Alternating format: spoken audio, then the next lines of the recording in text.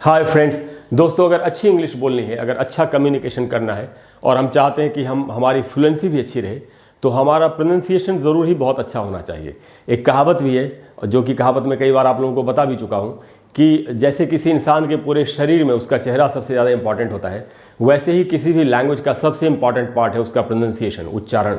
इसलिए दोस्तों आज हम कुछ ऐसे वर्ड्स के उच्चारण सीखेंगे, बिल्कुल करेक्ट उच्चारण, जिनका शायद हम गलत उच्चारण अभी तक करते आ रहे हो।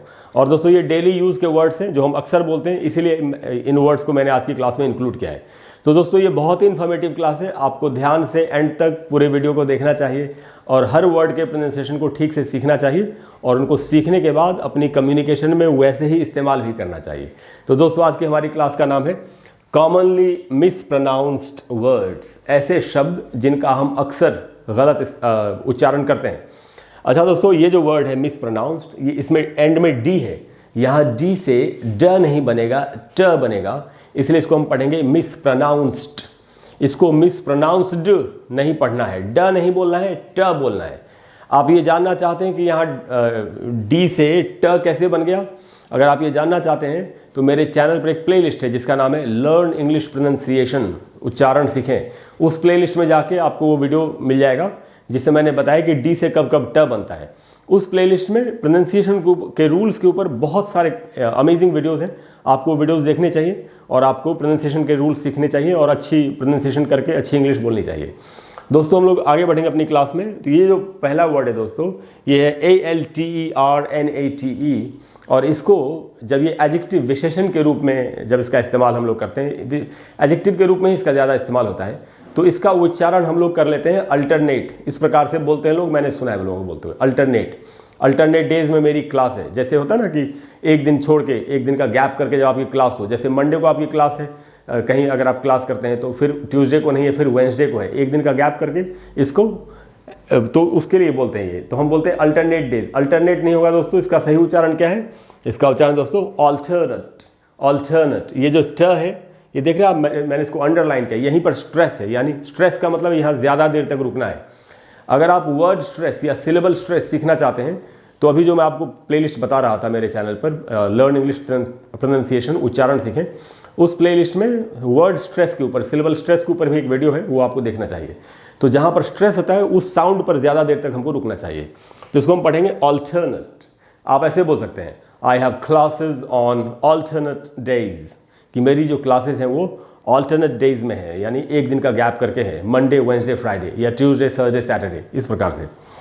तो दोस्तों ये ऐसा था उच्चारण। इसी वर्ड से दोस्तों ये वर्ड बना है और इसको हम बोलते हैं अल्टरनेटिव। अल्टरनेटिव नहीं बोलना है दोस्तों, क्या पढ़ेंगे? ऑल्टरनेटिव। ऑल्टरनेटिव ये भी एडजेक्टिव है।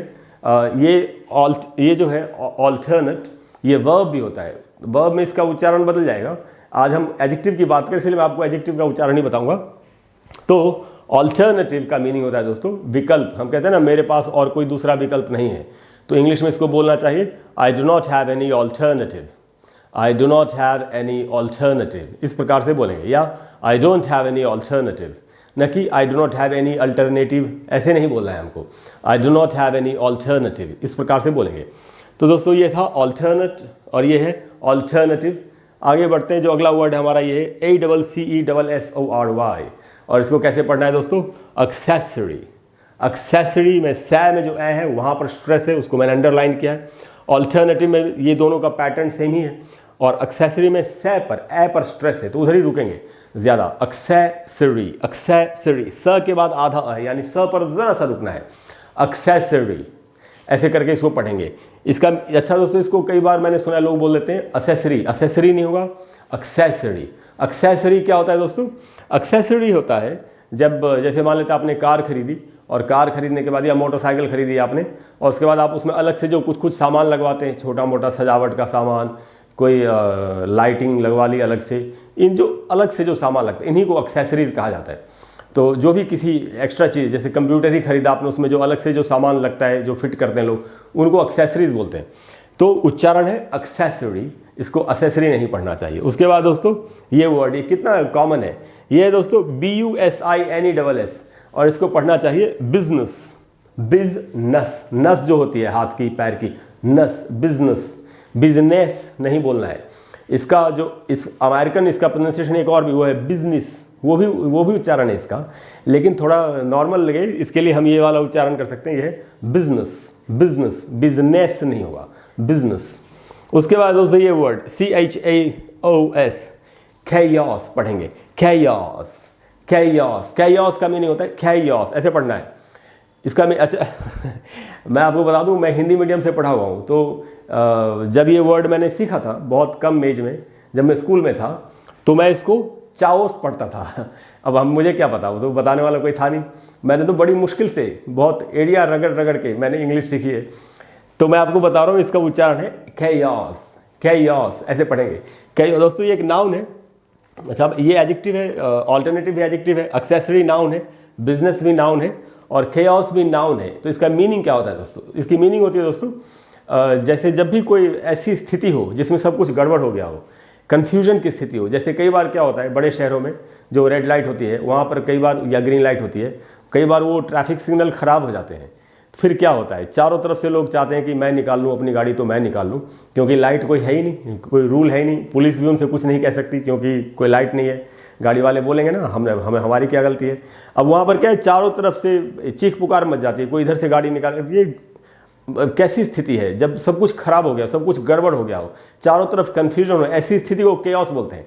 ट्रैफिक केओस होता है। तो केओस का मतलब है गड़बड़ की स्थिति, अनियंत्रण की स्थिति, असमंजस की स्थिति, सब कुछ इसका मीनिंग हो सकता है। और इसका उच्चारण दोस्तों कैओस, कैओस इस प्रकार से पढ़ेंगे। उसके बाद दोस्तों क्लोथ्स, ये कपड़े। अच्छा दोस्तों, ये जो वर्ड है आप इसको थोड़ा समझने की जरूरत है। एक वर्ड होता है CLOTH, क्लॉथ, उसको पढ़ेंगे क्लॉथ। क्लॉथ किस कपड़े को बोलते हैं? जो कपड़ा फैक्ट्री में बनता है।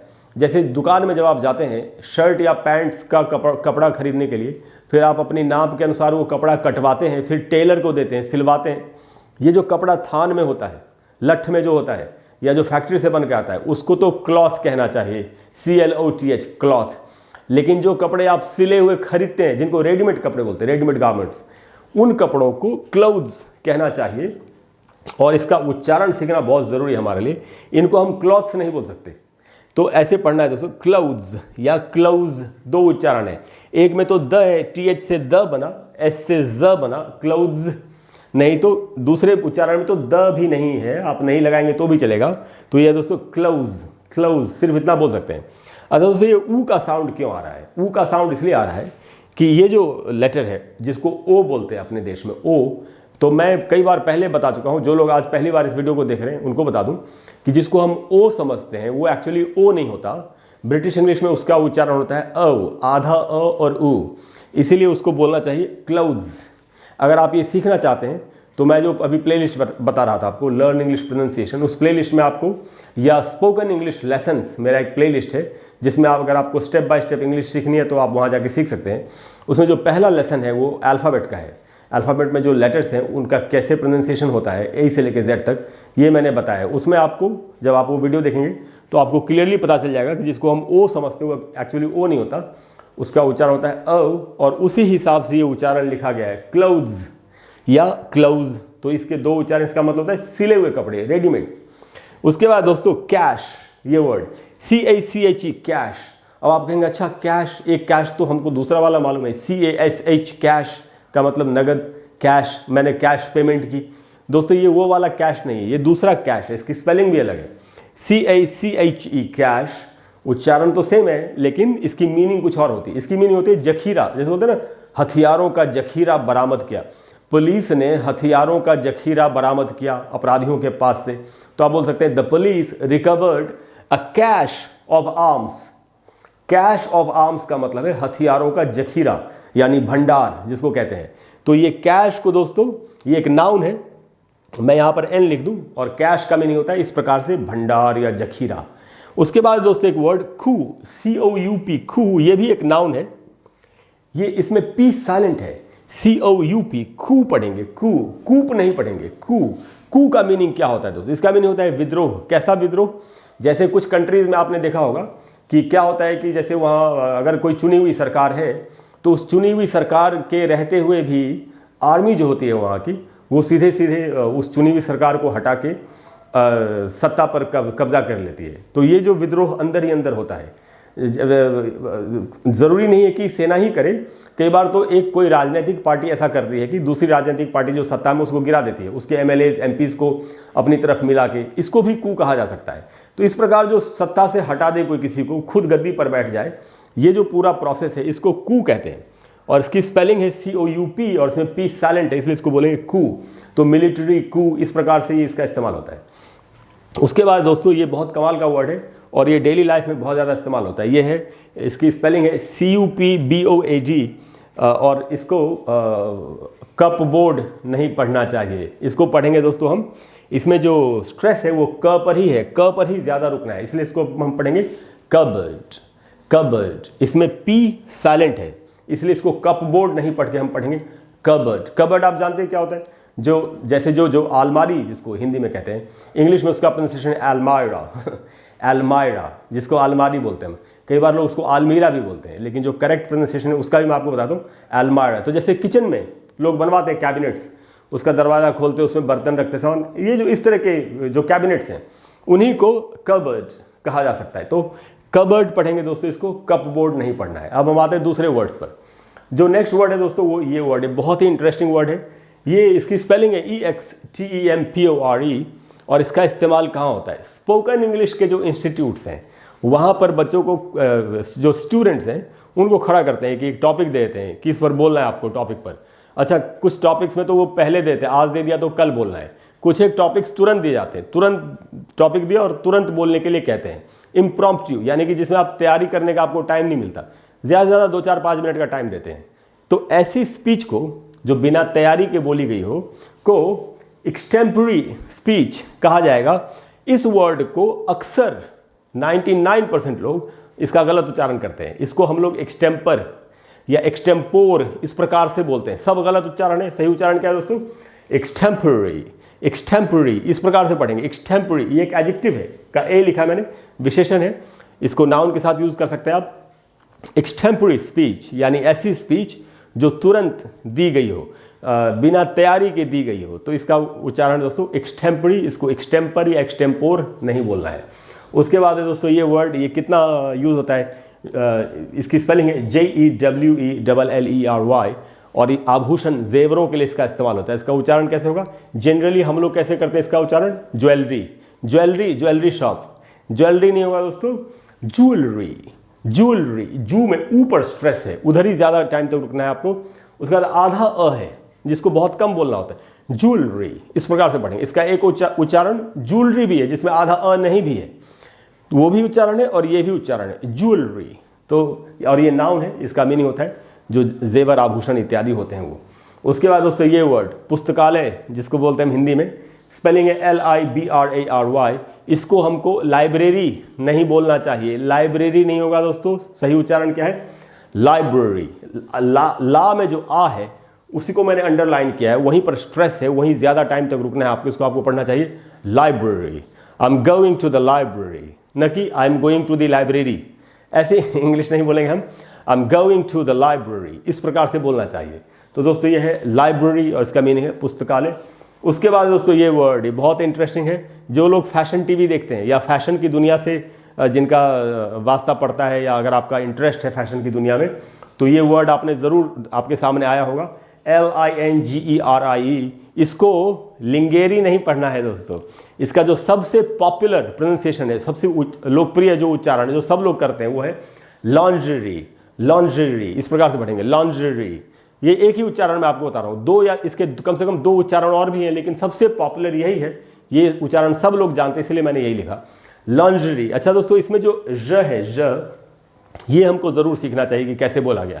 इसमें जो ज है वो जैसे आप श बोलते हैं ना, जैसे शंकर में जो श होता है, शिव में जो श होता है, वो वाला श जैसे बोलते हैं, वो श बोलते वक्त मुंह के अंदर जो जीभ की स्थिति होती है, उसी स्थिति में जीभ को लाके आपको ज बोलना है। आपको मन में ये सोचना है कि मैं श बोल रहा हूँ और आपको बोलना है ज, लॉन्जरी। लॉन्जरी आप बोलेंगे, आपको प्रैक्टिस करनी चाहिए, लॉन्जरी, लॉन्जरी, ये इसका उच्चारण है दोस्तों। ये भी नाउन है और इसका मीनिंग होता है वुमेन्स अंडरगारमेंट्स। महिलाओं के जो अंडरगारमेंट्स होते हैं, जैसे जो भी अंडरगारमेंट्स हैं, उनको लॉन्जरी कहना चाहिए, कहा जाता है। उसके बाद दोस्तों ये वर्ड सावर, SOUR, सावर एक एडजेक्टिव है, इसका मीनिंग होता है खट्टा, बोलते हैं ना अंगूर खट्टे हैं, वो वाला, द ग्रेप्स आर सावर। इसको पढ़ेंगे कैसे? इसको पढ़ने के लिए हमको इसका उच्चारण ठीक से समझना चाहिए। यह है दोस्तों सा ऊ और आधा अ, सावर, सावर, इस प्रकार से पढ़ेंगे इसको। सार, सावर ऐसे नहीं पढ़ना है। जो लोग हिंदी मीडियम पढ़ते हैं उसको सावर बोल लेते हैं अपना कई बार। जो शोर भी कुछ लोग बोलते हैं शोर शोर तो बिल्कुल नहीं होगा। ये है दोस्तों सावर, सावर, इस प्रकार से पढ़ेंगे। ये ब्रिटिश उच्चारण है। अगर ये अमेरिकन उच्चारण करना हो तो पढ़ेंगे सावर। उसमें अमेरिकन में र बोलते वक्त आर का उच्चारण करते हुए जीभ को मुंह के अंदर ऐसे मोड़ते हैं, सावर। बट ब्रिटिश में पढ़ेंगे सावर यानी खट्टा, सावर। उसके बाद दोस्तों ये वर्ड, इसकी तो स्पेलिंग भी लोग कई बार ठीक से नहीं करते। ये जो वर्ड है दोस्तों TUITION, जिसको हम बोलते हैं हम ट्यूशन, ट्यूशन पढ़ने जा रहा हूँ मैं, ट्यूशन। ट्यूशन एक तो नहीं होगा, स्पेलिंग भी TUTION नहीं होगी, इसमें आई भी होता है बीच में, ये नज़रों से छूट जाता है हमारे, और हम स्पेलिंग में लिख देते हैं TUTION। तो ट्यूशन एक तो स्पेलिंग हमको सही करनी है, उसके बाद इसका उच्चारण कैसे आपको थोड़ा समझना पड़ेगा, और आपको अजीब लगेगा क्योंकि हम बचपन से इसको ट्यूशन बोलते आ रहे हैं। तो दोस्तों इसका उच्चारण है, ब्रिटिश उच्चारण बता रहा हूँ आपको, ट्यूशन ऐसे बोला आपको, ट्यूशन, ट्यूशन। ई पर स्ट्रेस है, ये जो ई है यहाँ ज़्यादा देर तक रुकना है, ट्यूशन, ये इसका करेक्ट प्रोनाउंसिएशन है। अगर आप इसका अमेरिकन प्रोनाउंसिएशन सीखना चाहते हैं तो ट्यू की जगह पर सिर्फ टू बोलना होता है। अमेरिकन उच्चारण इसका ट्यूशन, ट्यूशन, और ब्रिटिश है ट्यूशन, तो ई पर ज़्यादा रुकना है, ट्यूशन। अब इमेजिन करिए कि ऐसे हम बोल रहे हैं तो क्या होगा, लोग हंसेंगे हमारे ऊपर शायद हंस सकते हैं शायद, क्योंकि हम बचपन से इसको ट्यूशन पढ़ते आए। अच्छा दोस्तों उसके बाद है ये वर्ड, ये भी हम कितना बोलते हैं, इसका मीनिंग होता है निश्चित, पक्का, बिल्कुल, DEFINITE। इसको कैसे पढ़ना है, इसको डेफिनिट इस प्रकार से नहीं पढ़ेंगे, डै में जो ए है वहीं पर स्ट्रेस है, और इसको हमको पढ़ना है डेफिनेट, डेफिनेट, डेफिनेट, डेफिनेटली। इसी से जो बना है वर्ड डेफिनेटली, उसको भी वैसे ही पढ़ेंगे जैसे इसको पढ़ रहे हैं, डेफिनेट, उसमें सिर्फ ली जोड़ना है, डेफिनेटली। तो ये एक एडजेक्टिव है, इसका मीनिंग होता है निश्चित, पक्का, इस प्रकार से। उसके बाद दोस्तों ये वर्ड, इसका मीनिंग होता है पालक। इसकी स्पेलिंग है SPINACH। देखने से लगता है दोस्तों स्पिनैच, कुछ लोग स्पिनैक भी बोल लेते हैं। इसके दो उच्चारण है, मैं आपको दोनों बताता हूँ, और दोनों ही अजीब उच्चारण है। पहला उच्चारण है स्पिनिच, स्पिनिच, निच, NACH है, बट फिर भी उच्चारण निच का बनता है, स्पिनिच। पी में जो ई है उसी पर स्ट्रेस है, वहीं रुकना है थोड़ा, स्पिनिच। दूसरा उच्चारण और भी अजीब है, उसमें CH से ज बनता है, स्पिनिच। ये उच्चारण बहुत लोग नहीं जानते, ये वाला तो फिर भी बहुत लोग जानते हैं। स्पिनिच या स्पिनिज नाउन है, और इसका मीनिंग होता है पालक। इसको स्पिनैच, स्पिनैक ये सब नहीं पढ़ना है। उसके बाद दोस्तों ये वर्ड है थोड़ा वैसे ही है, लेकिन अब सीखना तो पड़ेगा ये उच्चारण। तो जब आत्महत्या जैसे जब कोई घटना हो जाती है तो उसकी स्पेलिंग है SUICIDE, और इसको हम अक्सर सुसाइड करके ऐसे करके बोल लेते हैं, वो सही नहीं है उच्चारण दोस्तों। इसमें सू में जो ऊ है उसी पर स्ट्रेस है, वहाँ ज़्यादा रुकना है, और इसको हम पढ़ेंगे सुइसाइड, सुइसाइड। याद रहेगा आपको, सुइसाइड। हमको बोलने की खूब प्रैक्टिस करनी चाहिए। तो दोस्तों ये सारे प्रोनाउंसिएशन थे इन सारे वर्ड्स के। अब आपने देखा कि हम क्या बोलते हैं और असल में क्या प्रोनाउंसिएशन है। तो आपको क्या करना चाहिए दोस्तों, आपको इन सारे वर्ड्स की खूब प्रैक्टिस करनी चाहिए। ये जितने भी वर्ड्स हैं इनका जो प्रोनाउंसिएशन है उसकी आपको प्रैक्टिस करनी चाहिए। इनको बार बार बोल के देखना चाहिए कि आपसे ये प्रोनाउंसिएशन निकल पाते हैं कि नहीं। और मुझे उम्मीद है कि आपको आज की क्लास अच्छी लगेगी, और ये सारे वर्ड सीखने के बाद, इनका प्रोनाउंसिएशन सीखने के बाद आपकी जो फ्लुएंसी है वो भी अच्छी होगी, और आपकी कम्युनिकेशन इफेक्टिव भी होगी। अगर आपको क्लास अच्छी लगी हो तो प्लीज़ वीडियो को लाइक करें और शेयर करें, और चैनल को सब्सक्राइब करें, और अगले वीडियो में फिर हम मिलकर के कमाल की चीज़ सीखेंगे एक साथ में। अच्छा दोस्तों, इसके अलावा अगर कोई भी ऐसा टॉपिक है जिस पर आप चाहते हैं कि मैं आपके लिए वीडियो बना करके दे दूँ, तो आप वो नीचे लिखिए कमेंट बॉक्स में। अगर मुझे लगेगा कि बहुत सारे लोगों को उस टॉपिक की ज़रूरत है तो मैं उस पर वीडियो आपको ज़रूर बना करके दूँगा। Thank you very much. I will see in the next video. Bye bye.